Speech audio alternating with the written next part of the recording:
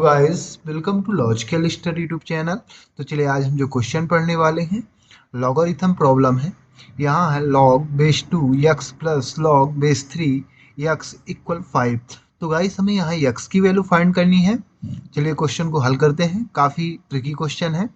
कैसे हम x की वैल्यू निकालते हैं यही आज हम सीखने वाले हैं। सबसे पहले हमें सेम अपना क्वेश्चन लिख लेना है। log base 2 x plus log base 3 x equal 5। ठीक है ना। अब यहाँ हम क्या करने वाले हैं कि यहाँ एक फॉर्मूला हम लिखेंगे, उसी फॉर्मूला का हम यहाँ यूज करेंगे। log base b a equal log a divide में log b। ठीक है, इसको हम इस प्रकार लिख सकते हैं। सेम ये क्या है, log 2 है ना, बेस 2 x। तो इसको हम इस फॉर्म में लिखेंगे, इसको भी हम इसी फॉर्मूले से है ना इस फॉर्म में लिखेंगे। तो हम इसको लिख सकते हैं, बेस को हम कहाँ लिखते हैं, नीचे डिवाइड में है ना, और ऊपर वाली संख्या को ऊपर ले लेते हैं। तो हम यहाँ लिख सकते हैं इसको log x डिवाइड में log 2 प्लस इसकी जगह log x डिवाइड में log 3 है ना। बेस को हम नीचे डिवाइड में लिखते हैं। तो हमने यहाँ ये रूल लगा के इन दोनों की जगह है ना, ये आ गई संख्या log x divide by log 2 plus log x divide by log 3 equal 5। आपको सेम लिख लेना है। अब यहाँ आपको क्या करना है, एलसीएम लेना है ना। नीचे के दोनों को एलसीएम लेना है। तो यहाँ एलसीएम लेंगे तो दोनों है ना log 2 और log 3 आ जाएगा एलसीएम। log 2 से log 2 में भाग देंगे है ना, log 2 और log 3 से है ना नीचे डिवाइड करेंगे तो log 2 से log 2 कैंसिल हो जाएगा, तो log 3 ऊपर। मगर आपको एलसीएम लेने से पहले आपको कॉमन भी मिल रहा है नया।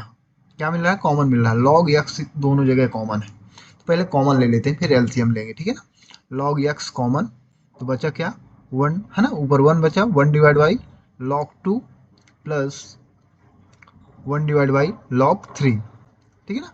log x हमने ऊपर कॉमन निकाल लिया, इक्वल log 5 है ना, इक्वल 5 आपको सेम लिख लेना है। अब यहाँ आपको एलसीएम ले लेना है अंदर ब्रैकेट के अंदर। तो एलसीएम लेंगे तो यहाँ आ जाएगा log x, log 2 कैंसिल हो जाएगा तो log 3 प्लस यहाँ से 3 कैंसिल होगा तो log 2 डिवाइड में log 2 इंटू log 3 इक्वल 5। हमने क्या किया, यहाँ एलसीएम लिया है तो दोनों को है ना, दोनों अलग अलग संख्या है तो log 2 और log 3 एलसीएम आ गया। अब फिर यहाँ log 2 से यहाँ डिवाइड करेंगे तो log 2 से log 2 कैंसिल हो जाएगा तो log 3 ऊपर मल्टीप्लाई हो गया, तो यहाँ log 3 आ गया। सेम प्लस लिख के log 3 से log 3 कैंसिल हो जाएगा और log 2 का ऊपर मल्टीप्लाई करेंगे तो log 2 आ जाएगा है ना 1 के साथ सेम। अब यहाँ आपको क्या करना है, फिर से एक फॉर्मूले का यूज करना है log के।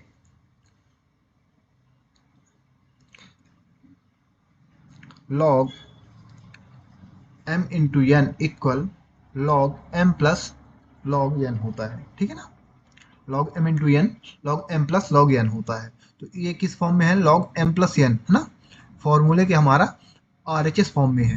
तो इसको हम लिख सकते हैं log 3 इंटू 2 है ना, m इंटू n के फॉर्म में। तो हम इसको लिख सकते हैं ऊपर वाली संख्या ब्रैकेट के अंदर है जो डिवाइड के ऊपर log 3 इंटू 2 ब्रैकेट में नीचे सेम लिखेंगे log है ना डिवाइड में log 2 इंटू log 3 राइट है, इक्वल 5 आपको सेम लिखना है। अब यहाँ मल्टीप्लाई करा दो तो यहाँ आ जाएगा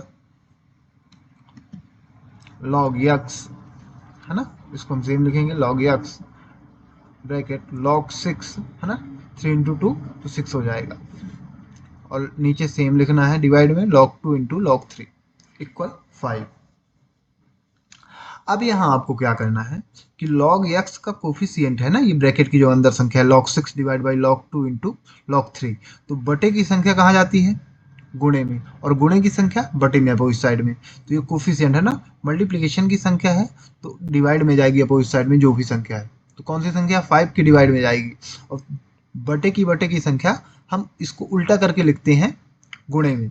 तो हम इसको क्या करेंगे, यहाँ से हटाएंगे और यहाँ इसको हम है ना, ऊपर की संख्या नीचे आ जाएगी, नीचे की संख्या ऊपर चली जाएगी और मल्टीप्लाई में जाएगी 5 की। ठीक है ना, क्योंकि डिवाइड की संख्या है। तो हम इसको लिखेंगे log x इक्वल 5, है ना, और बीच में इंटू ही है, log ये वाली संख्या ऊपर चली जाएगी, log 2 इंटू log 3 डिवाइड में log 6, ठीक है ना।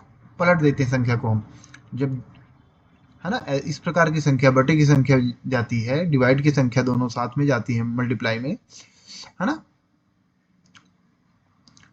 तो, है ना, गुणे की संख्या है ये, कोफिशिएंट से डिवाइड में जाएगी, तो डिवाइड में जाएगी तो इसको हमने पलट के लिख दिया, है ना, तो मल्टीप्लाई के रूप में हो गया ये 5 के, 5 के डिवाइड में जाएगी, और बटे की डिवाइड की संख्या है, तो ये पलट देते हैं तो मल्टीप्लाई में हो जाती है 5 के साथ, ठीक है ना, जो भी संख्या की डिवाइड में रहती है।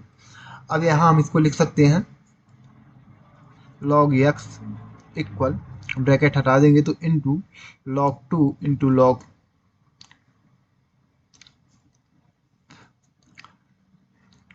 3 डिवाइड बाई log 6। अब यहाँ हमने क्या किया है, ध्यान देना, 5 इंटू log 2 को हमने बाहर लिख लिया, है ना, इंटू में यदि मल्टीप्लाई करोगे तो यहाँ मल्टीप्लाई होके ऊपर से, है ना, भिन्न का मल्टीप्लाई है, फ्रैक्शन का मल्टीप्लाई ऊपर से ऊपर होता है, नीचे से नीचे, तो डिवाइड के में 1 मान लेते हैं जब कुछ भी नहीं रहता, तो ये ऊपर ही होगा, तो इसको हमने इस प्रकार लिख लिया log 2, है ना, इंटू log 3 डिवाइड में log 6। यहाँ हम फॉर्मूले का यूज करने वाले, इसलिए हमने इसको इस प्रकार लिख लिया। अब यहाँ हम क्या करेंगे, जो log 2 है, तो ये मल्टीप्लाई की संख्या है, अपोजिट साइड में ले जाएंगे तो log x के डिवाइड में चली जाएगी, तो इसको हम लिख लेते हैं log x डिवाइड में log 2 equal 5 into log 3 divide में log 6, ठीक है ना, ये।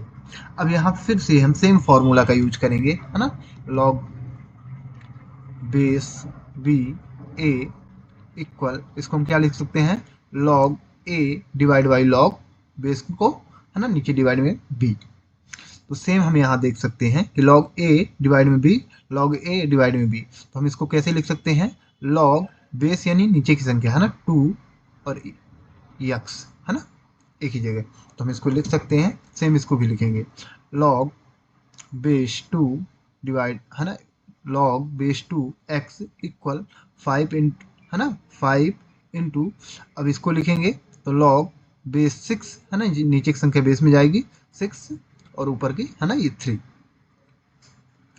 है ना, ये फॉर्मूला हमने यहाँ लगा दिया दोनों जगह, तो ये इस प्रकार हो गया।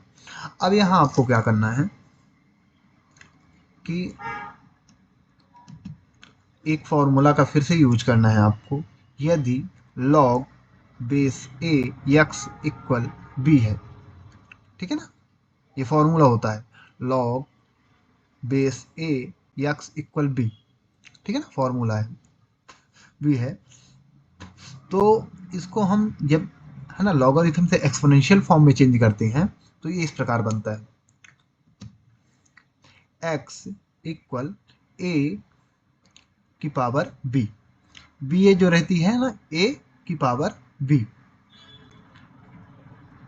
ध्यान रखिएगा, है ना, ये जो बेस की संख्या है तो यहाँ आ जाती है और पावर लग जाती है, जो सामने वाली संख्या है ये पावर लग जाती है। अब ये एक्सपोनेंशियल फॉर्म है ना, लॉगरिथम से एक्सपोनेंशियल फॉर्म इस प्रकार चेंज होता है, हम इसको सेम समझेंगे, ठीक है ना, सेम समझेंगे, कैसे समझेंगे, इसको यदि आप देखो, इसको, ठीक है ना,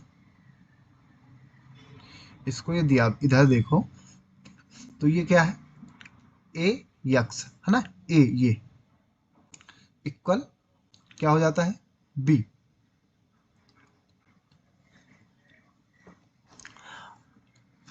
तो हम इसको लिख सकते हैं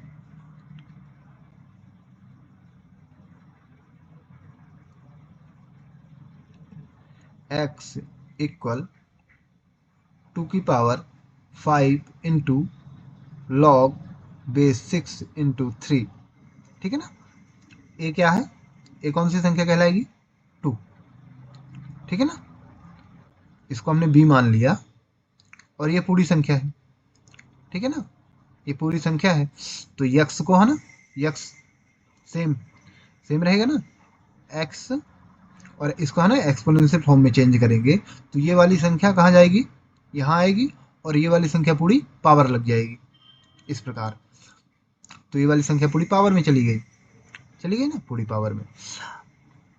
तो ये हो गया x इक्वल 2 की पावर 5 इंटू लॉग बेस 6 3।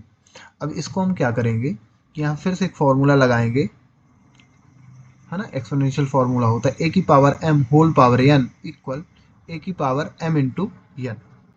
अब इसको यदि आप RHS फॉर्म से देखो, है ना, ये RHS फॉर्म में है, तो a की पावर m इंटू n, यानी m को हमने बाहर अंदर लिख लिया, n को बाहर कर दिया। उसी प्रकार हम 5 को अंदर लेंगे, है ना, ब्रैकेट के अंदर। तो हम इसको लिख सकते हैं x इक्वल 2 की power 5 whole power log base 6 3। ठीक है ना, होल पावर में हमने ले लिया।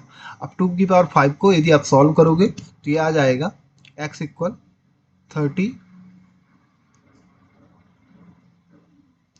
सेम ये लिखा गया एक बार गलती से। तो x इक्वल 2 की पावर 5, ये इसको हमने सेम ही लिखा है। अभी इसको यदि सॉल्व करोगे 2 की पावर 5 को तो ये आ जाएगा 2 की पावर 5 यानी 32।